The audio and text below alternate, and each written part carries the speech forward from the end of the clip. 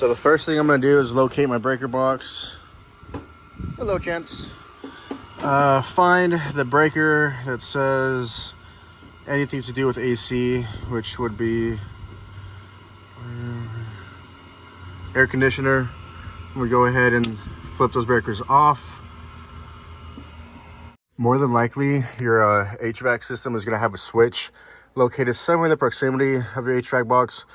This actually kills the power to the box. So not only did we flip the breaker outside, of course we're going to flip this switch, and there's also a 30 measurement. There's a safety switch, and I'll show you that once I take the cover off the box. So I've already been working on it. I've already had this open, trying to diagnose the issue. So it's not super pretty, but let me kind of get comfortable here. Here's the access panel. It's going to have your control board, your capacitor, your blower. It's all going to be located in here. And when you get this panel off, it's going to uncover the switch I was telling you about.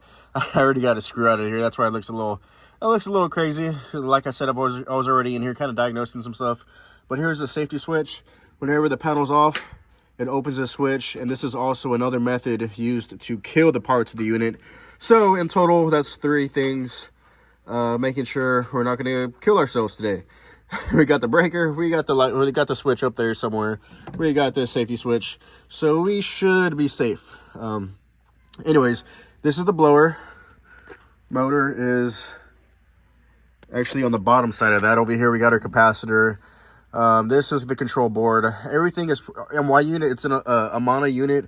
It's all a bunch of 8mm little sheet metal screws. They all look like this. So it'd be really handy if you have a gun with an 8mm bit. Save you some trouble. Anyways, you're gonna just remove the control board off the blower. This is the last little screw holding it on there. And then remove that guy off of the blower. Okay, we got our control board off. Got this guy off. So now we'll be able to just pull this down, kind of set it off to the side, bring down our capacitor. Everything is prepared for the blower assembly to come out. And there's only, on my unit, there's only 2 8mm sheet screws. There's one here. And once you get those out, it's kind of in a track. You see this track here? So you get the set screws out, and then you'll be able to slide the whole unit out of the box. Let me get those screws out and let me set this camera up and wiggle this thing out. Control board is kind of blocking the view, but right now I'm about to slide out the whole blower assembly so that we can disassemble it and replace just the motor, because the housing and the wheel, all that is good. It's just the motor that goes out. Oh. Okay, so what we're looking at here is the whole blower assembly pulled out and flipped over to the working side, the side we're going to be paying attention to and working with. You've got 3 bolts mounting the bracket to the housing, and then on this side there should be a set screw. That little set screw is you undo that.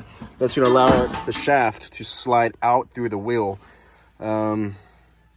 Anyways, yeah, let me go ahead and start removing these bolts. And next will be the set screw. Okay, so I've got the 3 mounting bolts undone. The motor does now wiggle around.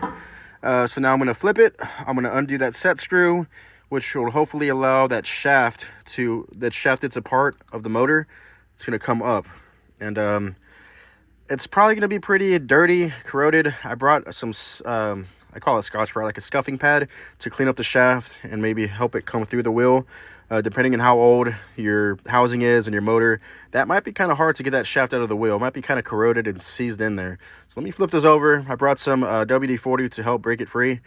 Anyways, let's see how hard this gets, what I'm getting into. Here's the set screw. I'm using my camera and light. I'm using my camera as my light source, but here's the set screw. It's like a square.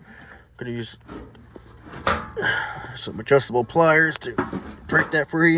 I'm gonna need 2 hands. Let me break this loose and I'll come back. That screw is loose. You don't have to take it all the way out, but it's pretty wiggly and jiggly. And I'll probably be flipping this over, and I don't want this to fall through the boards in the attic. So I'm going to set this aside. Anyways, this is the shaft I was telling you about that can maybe get dirty and get kind of hard to remove. So I'm going to go ahead and clean it up. And also lubricate it with some WD-40 in hopes to make it easier for that to slide through the wheel, the fan wheel.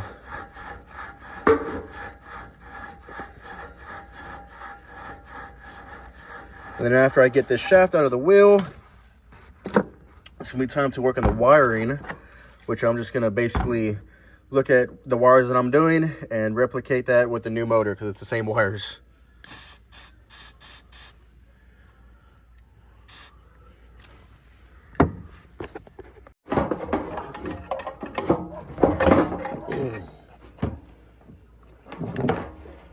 Okay. Here we go, guys. Old, dirty, musty motor is out. Time to bring up the new motor and start swapping over the wiring and basically reinstall it and test it out. Hey, Mariah, can you bring over the new motor, please? Thank you. I can't. I have my... No, I didn't get it. Don't worry. Okay, so I've got the original motor with the original wiring laid out here and the capacitor, and this is the new motor, new wiring. So for starters, I know for certain these two brown wires are for the capacitor. I'm going to go ahead and put these two wires, the two browns, we're going to go to your capacitor.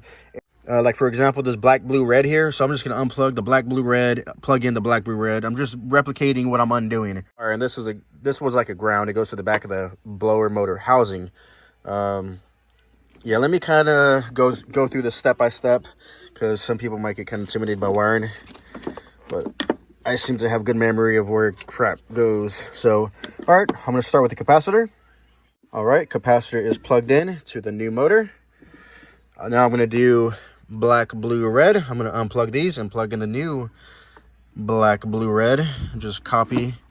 Like I said, I just unplug something and plug something right in behind it. I'm not going to let it sit so I can forget what went where. Black, blue, red. Maybe I can do this with one hand. So black. You know what? I'll do it one by one. Why not? Better safe than sorry. Let's go ahead and plug in our black. And then blue. Let's go ahead and plug in our blue.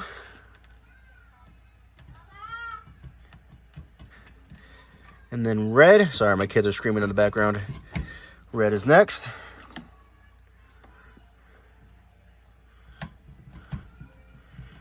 All right. Got our black, blue, and red. Okay, so that leaves us with, let me get these out of the way. Black is done. Blue is done. Red is done. Orange was not used. That only leaves us with this white wire. Okay, looks like maybe none of them actually go to the other side of the panel. I might not even have to tie any wires together at all. So good. I didn't want to have to do that anyway. So this last white wire goes over here. Unplug the white. And then, of course, guess what? The white goes in right behind it. Okay, so that leaves us with one extra orange, just like how our original motor was set up. Now, I don't have this memorized on what's what, okay? I know there's like low speed, medium speed, high speed. You've got your, of course, the power supply. The green is probably a ground to the housing. But basically, you know what? I'll go ahead and put a diagram up in the corner somewhere. I'm sure that would help you if you need to know what goes where. Sometimes you can do an aftermarket motor where you like get rid of certain speeds and only have like a medium or high speed, and you like do away with the low speed. But this is like a factory replacement. The brand of this is Goodman. So it's wired and mounted. Everything, it's identical. It's an OEM replacement. And this did cost me locally, it was $70. And to have this repaired would probably run at least $500 if I would have somebody come out here and fix it for me. So Yeah, I'm saving a little bit of money. Anyways, so now it's just a matter of getting this mounted, sliding the shaft through the wheel, bolting it up, setting the set pin to lock the wheel to the shaft, and getting all the guts stuffed back in the HVAC box. Yeah, this is what we're looking at with all the wires done. I've got the 3 bracket bolts mounted to the blower housing. This wire here, the one I said is some sort of ground, originally from the original unit, it went through a bolt hole here, but the eyelet on the new one was too small. Looks like for that to happen, I would have had to drill it out a little bit bigger, but instead of putting it through this bolt hole, I went ahead and just used this existing sheet screw here. If this was a ground, I mean, these 2 points of contact are obviously connected, so it should not cause any sort of issue because it went from here to here. So like I said, it's the same point of ground. So now I'm going to flip it over and tighten the set screw, and then we're ready for a reinstallation. All right, let's find where our set screw goes, get her started, and then I'll crank down on it with those the crescent wrench or adjustable pliers, whatever you want to call them. Oof. So for the scraping, you're going to want to make sure it's the right depth. Too far in, it's rubbing the far side of the housing. Too far out, it's rubbing the near side of the housing. So you want to make sure it's right in the middle. No noise, no scraping. Nice and smooth. The original motor did not spin like that, I'll tell you that much. Okay, now it's time to go ahead and reinstall the motor.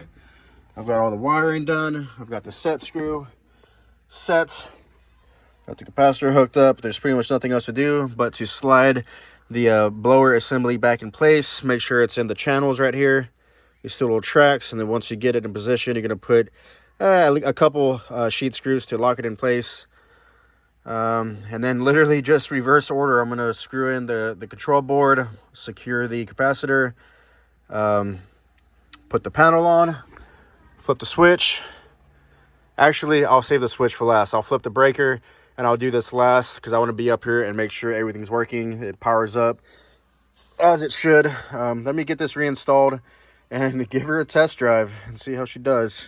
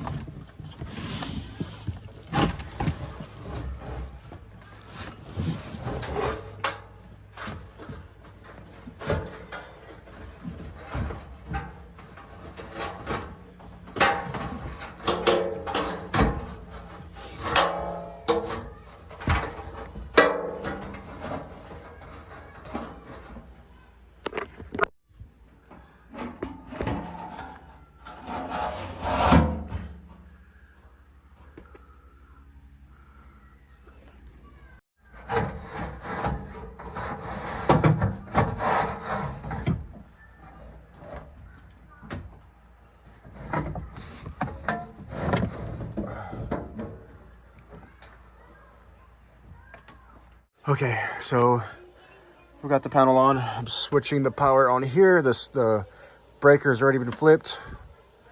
So there we should have power going to a unit. You can look in this little glass here to see if the red light is illuminated. See that little red light? That tells me the unit is on. And typically it's got to wait a little bit before the blower kicks on. Can you please turn the AC on? From here I can hear the compressor cooking outside, and then shortly after that, a couple seconds later, the blower motor will kick on if everything's working correctly. And there you go, guys. We've got a working blower motor, thank God. It's like 100 degrees here in Texas. Having no AC is killer. But if you like this video, drop a like. Thanks for watching. Later.